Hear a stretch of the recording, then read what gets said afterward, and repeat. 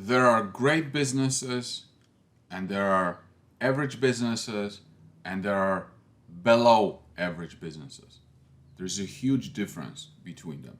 In today's video, I'm going to talk to you about why auto manufacturing companies are below average businesses, and I'm going to show you how they compare to great businesses. If you're new to this channel, my name is Mariusz Konieczny. I run Microcap Explosions, a website dedicated to microcap stocks which are ignored and underfollowed by the investment industry. I also wrote about 10 books on investing, one of which is available for a free download at microcapexplosions.com. I also created valueinvestinguniversity.com, which is a free resource to make you a more intelligent investor. What kind of businesses are great? So what are the characteristics of great businesses? Do you prefer one-time revenues or recurring revenues? Well, recurring revenues are better than non-recurring revenues. Do you prefer high gross margin revenues or low gross margin revenues? Of course, high gross margin revenues are better. Do you prefer businesses that have sticky revenues versus non-sticky revenues? Of course, sticky revenues are better. Do you prefer businesses with high Capex requirements or low Capex requirements? Of course, low Capex requirements. Do you prefer businesses that benefit from a moat protection, or do you prefer businesses that don't have any moats? Of course, moat protected businesses. Do you prefer businesses that face a lot of competition or very little competition? Of course, very little competition, right? So these are the characteristics of great businesses. And great businesses, why do we want that? Because when you have high quality revenues, when you have revenues that have high gross margin revenues, you have a chance of a bigger bottom line, okay? Bigger net profit margin. The higher the quality of revenues, the higher the valuation on multiple over revenue, and multiple over a net income, okay? And the more durable the revenues, the higher valuation they deserve. So let's first take a look at Adobe, which is one of the best businesses in the world. Adobe, which is, the software company. So you have total revenues for 2021, almost $16 billion. Look at the cost of revenue, only 1.9. So gross profit is almost 14 million. That's an 88% profit margin. I'm going to repeat this. 88% gross profit margin. That is absolutely amazing, okay? And because the gross profit is so high, we have a chance for a very big operating income, okay? Because gross profit, then from there, you still have research and development, you still have sales and marketing, you still have general administrative, you still have other expenses. But the bigger the gross profit, the bigger possibility of operating income and net income. So for something like Adobe, the net income is almost $5 billion for the year.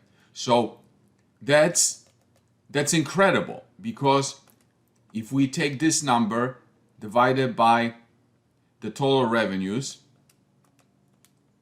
that's an incredible 30% net profit margin, right? And if we look at Adobe's market cap, like the most recent one, even after the recent sell-off, close to 200 billion, right? When it was, so it's down like 40%. So it was, the market cap was more than 200 billion, okay? Now, so let's just use the number 200 billion. 200 billion divided by that 16 billion, right? So it's trading around 13 times those high quality revenues. And when we look at then a PE ratio, it's about 40. But it's reasonable for such a high quality business to be trading for 12 times revenues, because those revenues are huge quality revenues. Now, if you have revenues that instead of having 88% profit margins, they are only 10% profit margins, well, those revenues are not the same quality revenues. And everything equal, those companies should not be trading at the same multiple of the revenues. Understand? Okay, let's move on to another company. Moody's Corporation. You know, the company that does credit ratings, right? So if we look at them, they don't even show cost, the cost, but they just show net income. So we have, and I know that there are huge profit margins on this because I know this business. But if we take 2214 divided by the total revenues, they have even a better net profit margin, which is about 36%. Okay? Now, if we look at their market cap after the recent sell-off, is about 55 billion, which makes it trade at PE of about 28. And then let's see 55 billion, how does this compare to the revenues? So 55 billion divided by 6.2, it's trading close to 9 times revenues, right? So close to 10 times revenues. But now those revenues are amazing quality revenues, amazing, right? If we look at something like Tesla, for example, Tesla's total revenues are about $54 billion, okay? $54 billion. And I understand the other two companies are more mature, stabilized companies. Tesla is a growth company. But $54 billion, Tesla's revenue is about 900 billion. So Tesla is trading about 16 times revenues, right? Now, let's think about what kind of quality revenues Tesla has and will have in the future. Because now I'm hearing that Tesla will have revenues of 500 billion, because right now it's selling about 1 million cars. When it sells 10 million, right? Or whatever number people come up with, it will have revenues of 10 times that. So let's say it will have revenues of 500 billion. Let's look at what kind of revenues, what kind of quality revenues auto manufacturing companies have. If we look at, for example, General Motors, and we look at their revenues, okay? They had a total of revenues in 2021 of 127 billion. And if we look at the total cost of those revenues, they were about 117. The operating income was about 9 billion. So look how tiny that is. And if we go all the way to net income,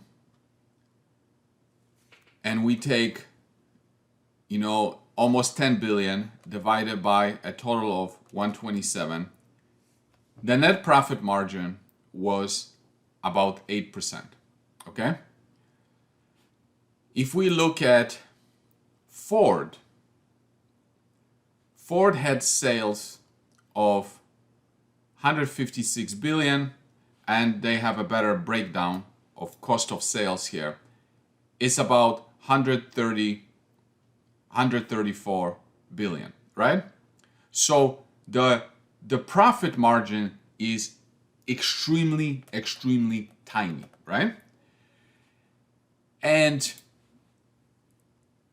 if we look at the cash flow statement,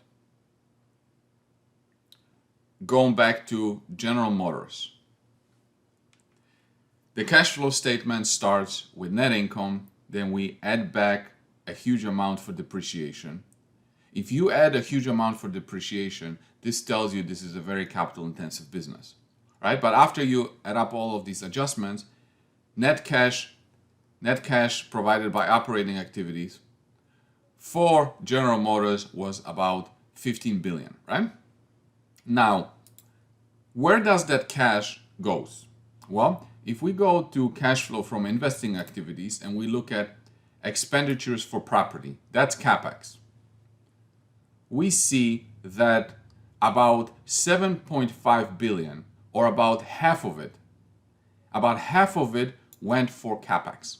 Half of it, okay? Let's look at how much a Ford Motor spent on Capex. So the same idea, we start with net income. Here for 2021, we start with net income of about 18 billion. We add a huge amount for depreciation, and there was about 16 billion net cash from provided by operating activities, and capital spending was again close to about half of this had to go for Capex. Okay, Capex. Which means, again, this is a capital intensive business. Why does so much money have to go for Capex? Because when you manufacture cars, you have to build out the factories, right? So your property, plant, and equipment on the balance sheet, right here, on the balance sheet, your net property, it's a big item for these manufacturing companies, right? This is Ford,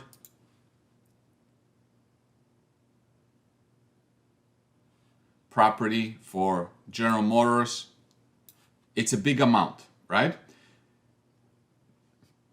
That amount has to be maintained, depreciated, and also when you manufacture cars, you constantly have to manufacture new models, and that is very capital intensive to come up with new equipment, to set up the new equipment, to make cars. Unlike making chewing gum, it's the same over and over. With cars, you have to come up with new models again, and it costs a lot, right? Now, if you compare this to the super businesses like Adobe, you already know that the gross profit margins were huge. But when you look at the net cash up from operating activities for something like Adobe, it was 7.2 billion, right? How much of this was spent on Capex? Purchase of property and equipment. Look at this. 348. Does this look like half of this? No. It's not even 10%. It's about like 5% of operating cash flows from this year went on Capex. For auto manufacturing, about half of it went for that, right? So because so little money is spent on Capex, which means this is a capital light business, all that money can be used to make acquisitions, to pay dividends, to buy back shares, and look at this. Look what they did here. Acquisitions, they spent 2.7 billion on acquiring something. And then if you look at the cash flow from financing activities, repurchases of common stock, So they bought back about $4 billion worth of stock.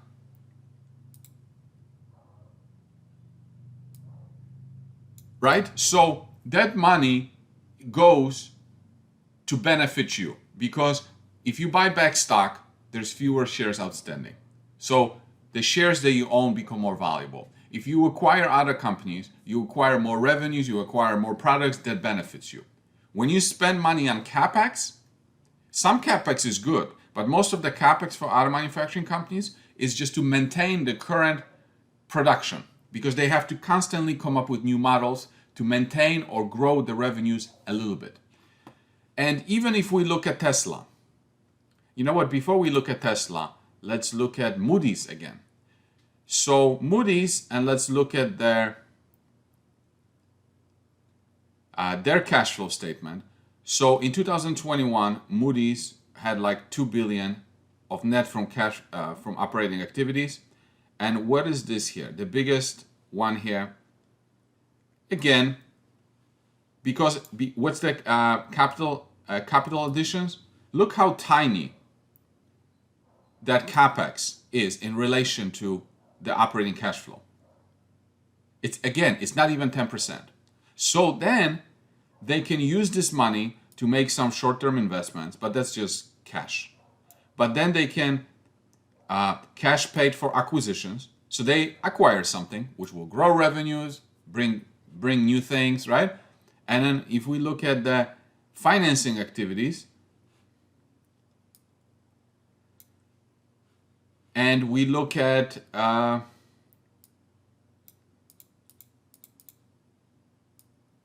treasury shares, right? They spent $750 million on buybacks, and then you have dividends, about $500 million close to dividends. So this is what happens when you don't have a lot of Capex. Now, also one other thing that's important, when you don't have a lot of Capex, on the balance sheet, you don't have huge property, plant, and equipment. Again, that's still Moody's. So if you don't have huge property, plant, and equipment, your shareholder equity base is not going to be big. So when you generate any sort of net income, like they do here, any sort of net income, that net income, which is return on equity, net income divided by the shareholder's equity, your shareholder's equity is going to be huge. And when they buy back shares, they can actually reduce the shareholder equity, and your return on equity and return on assets could like literally be off the charts. Where with auto manufacturing companies, it's not off the charts because they're capital intensive, so that the property, plant, and equipment on the balance sheet shows up in a high shareholders equity. And then when the shareholders equity is high and net income is very low, then you have low returns on equity, right? And if we look at your beloved Tesla, and we look at their cash flow statement, yeah, in 2021, they generated net cash from operating activities of 11.5 billion, and look how much they had to spend on Capex, about 6.5 billion. So again, about half of it, right? So, and I understand they're building out factories and stuff, but those factories are capital intensive. So where I'm going with this is that when we looked at the valuation of Moody's and what's the other one? And Adobe, you could see how they were trading at a high multiple over revenues, and it was justifiable. If we look at General Motors, again, let's go back to their revenues. So revenues for 2021 were about 127, right? And General Motors right now has a market cap of about 60 billion. And it had a market cap a little bit more, but now it's about 60 billion. So it's not even trading for 1 times revenues. It's trading for 0.5 times revenues, right? And when it was higher, it was trading about 1 time revenues, right? So let's give it to them, 1 time revenues. When we look at Ford, and before I looked at it the wrong way because this is 2019, and I should have at the beginning talked about 2021, but their revenues in 2021 were 136. Okay, that's Ford, 136. Today it's trading for 60 billion. So it's not even trading for 1 times revenues. Again, it's even less than 0.5 revenues. Why is this important? Why are those companies trading for such a low multiple to revenues? Because those revenues are horrible. Those revenues are horrible quality revenues. Why? Because remember how I talked about, I gave you these things of what makes a great business, what makes high quality revenues. Recurring revenues. Are there any recurring revenues for auto manufacturing companies? No. You buy 1 car and that's it. You don't buy a car every month. You might make a payment every month, but you buy 1 car and then you're not going to buy it for a few years. So no recurring revenues. Are there high margin revenues? Well, no, we already discussed this. They're very low quality revenues, very low margin revenues. And now Tesla has higher margins because right now Tesla is selling high priced cars. Ford also has high margins on high priced cars, but they sell high priced cars and low priced cars, and in general they have low revenues. Now, right now Tesla is a luxury car manufacturer. They only sell expensive cars, and they are able to sell 1 million cars per year. If they ever want to get close to selling 10 million cars or whatever, they're going to have to sell lower priced cars. Lower priced cars means lower margins. So Tesla over time is going to have lower margins, and it's most likely going to have to start advertising, because right now all the pump about Tesla and everybody talking about Tesla, they don't really have to advertise. But as the competition comes in, they're going to have to advertise. And so in general, the auto manufacturing business does not have high margin revenues. Do they have sticky revenues? Well, no. Like, does it hurt you to switch from one auto manufacturer to another? No. You can buy Honda 1 time, then you can go and buy Toyota another time, then you can buy Tesla another time. There's no switching costs. Low competition. Like Moody's, for example, they have low competition because there's Moody's, Standard & Poor's, and a third player. That's it.